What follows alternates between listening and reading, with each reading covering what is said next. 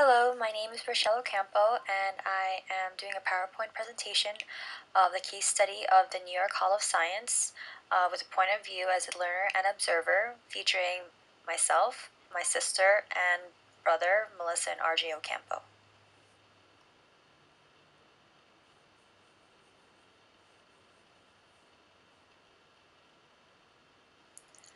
The way that I set up this presentation is having you follow along the slides by first clicking on the audio link on the top left corner as I describe the exhibit either as a learner or observer or both. Then you would click on the video play button to actually see what we either examined, explored, or played with. So let's first start with introducing the informal venue, the Hall of Science, which is located in Queens, New York. Some reasons why I picked this venue was the proximity of the venue from my house in Long Island, its operational hours, the admission fee, and how interesting the website looked like before I decided to visit. So I technically kidnapped my younger brother and sister, who are both taking undergraduate classes in schools in Long Island, for an entire sibling fun day, which started with the New York Hall of Science and ended in Manhattan's South Street Seaport. I made them wake up early Sunday morning to make it for the free admission window from 10 a.m. to 11 a.m. And even though I had to bribe them with free lunch and dinner, we all surprisingly had a lot of fun learning together. So we're going to begin by first showing the main exhibits that we explored, including Touch the Spring, Hidden Kingdoms in the Microbial Zoo, Icy Bodies, Hall of Mirrors, and Musical Conductor. So let's begin.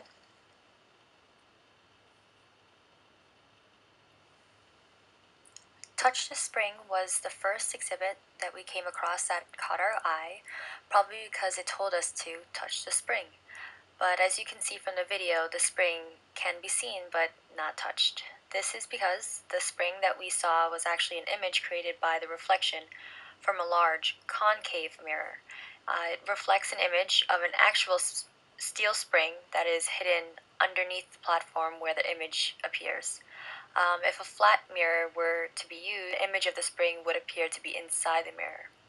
The interesting thing about this particular exhibit is that it tested our sense of sight when we initially thought it was to scare us by zapping us with an electric shock if we touched the metal. Even after both my siblings saw that the spring was untouchable, I still had the need to try it myself.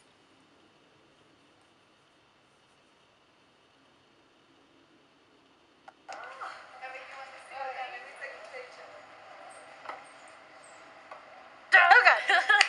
Oh shit!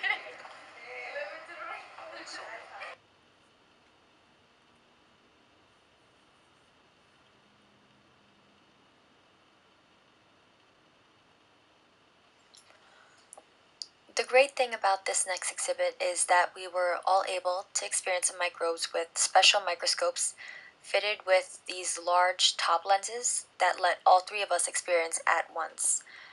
So we first explored individually, and once one of us yelled, "Come here," or "Check this out," or "Ew, look at this one," we would all be running to that particular microscope. My brother was thoroughly convinced that these slides were not real and that they were just recordings of the microbes, but in reality, these were actual living microbes that were prepared daily by the New York Hall of Science staff. One other thing I noticed is that we were significantly louder than the other viewers. So when we got excited, other kids got excited too, and they would also join in and see what the commotion is all about.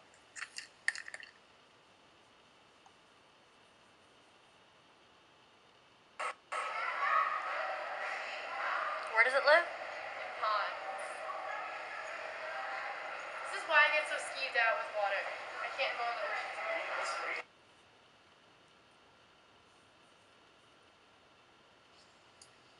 This was one of my favorite exhibits because I was actually able to capture it on camera. I passed by it twice wondering what it was about, where is the play button, and simply just waiting for something to happen, thinking it was broken or something. But just as I was about to leave the area, I heard about a half dozen kids yelling, "Ooh, cool!"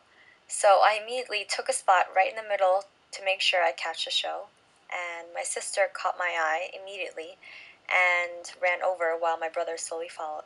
So, as I saw the small white pieces of rock traveling along the conveyor belt, I knew right away that it was dry ice. So, they actually used crushed shards of dry ice injected onto the surface of a shallow pool of water, where they were careened around to provide the other observers a glimpse of what it might be like when frozen ice balls collide with one another in space. As you can see from the video, the kids are in full engagement, speaking in different languages, but still you can hear from their tone that they were hooked. The younger children pointed, and as they looked into their parents' eyes for approval, as they smiled back. So you can see it was a very interesting exhibit.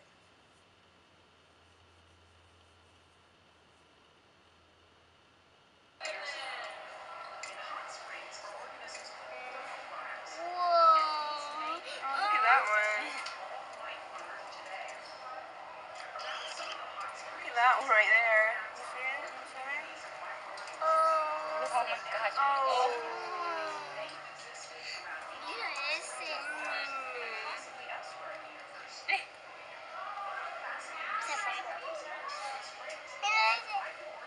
Ay, ¿qué tal si lo pega? Mira ese. El que está ahí. Oh my.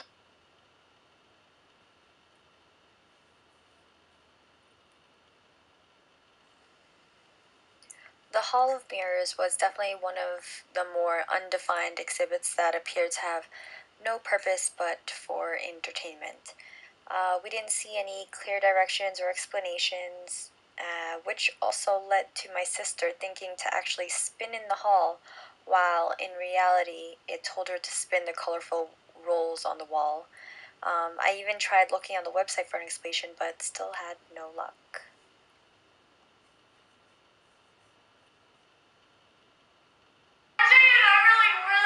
I'm like, spin, and I'm spinning, and I'm like, wait, we're supposed to spin it. And she was like, "Oh, this is so cool." You're not supposed to be doing that. I don't understand. I don't get it. What is it supposed to look like? I'm really gonna throw up.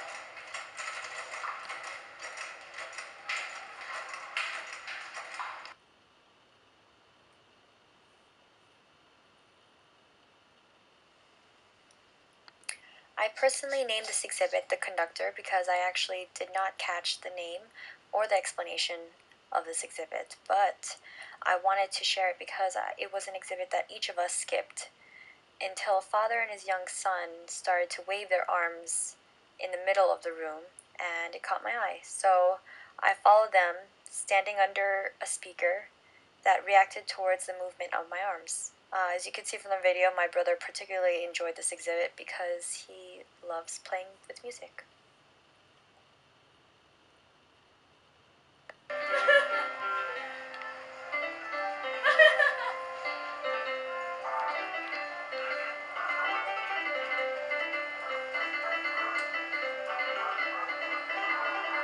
Stop.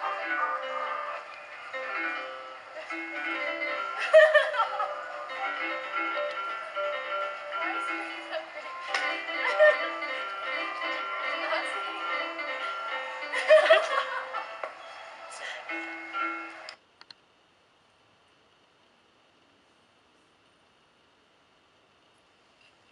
So this concludes my presentation on the case study of the informal learning venue, the New York Hall of Science. We did explore other exhibits, including waiting for an astronomy class that had us walk inside a pitch black air-filled globe and taught us why we experienced seasons and also learned about constellations. This was an overall great experience because we visited during a very slow time during the week, so it wasn't busy at all. We didn't have to wait for anything other than the astronomy class, and it was free admission. Also, I had great company with me who had an open mind. and took in as much as we could. Honestly, when we first walked into the Science Center,